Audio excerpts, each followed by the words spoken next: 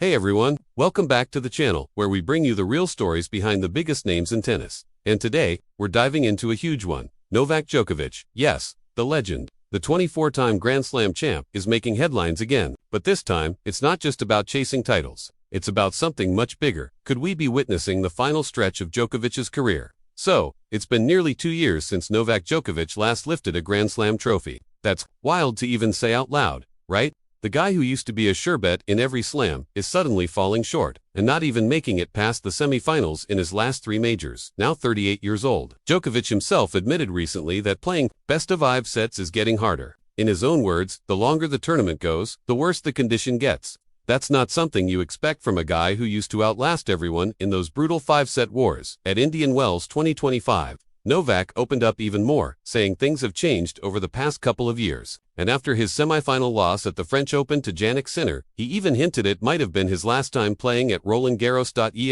That hit hard for fans. And ever since then, the big question is, how long does Novak have left? Veteran tennis journalist Steve Flink talked about it with Gil Gross and made a very real point. If Novak loses early at the US Open, like in the round of 16 or something, he might look at the bigger picture and say, why am I still doing this? I'll be 39 next year. My body isn't bouncing back.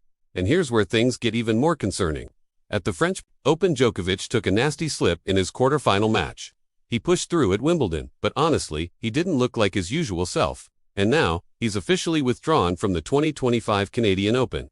That's a major warm-up tournament before the US Open, and he hasn't played it since 2018. So, this is a big miss. Fans are wondering, is he protecting an injury, or is something bigger going on? Djokovic says he's optimistic and aiming to be 100% for the US Open. But there's real concern now. Even Nick Kyrgios chimed in recently. He said Djokovic told him at Indian Wells that he might not be playing much longer. Nick straight up said, I don't see him playing more than another year. And Djokovic's former coach Boris Becker, he was brutally honest. He said, Jannik Sinner and Carlos Alcaraz are better than Novak on his best days now. Becker even questioned if it's realistic for Novak to win another slam at this point.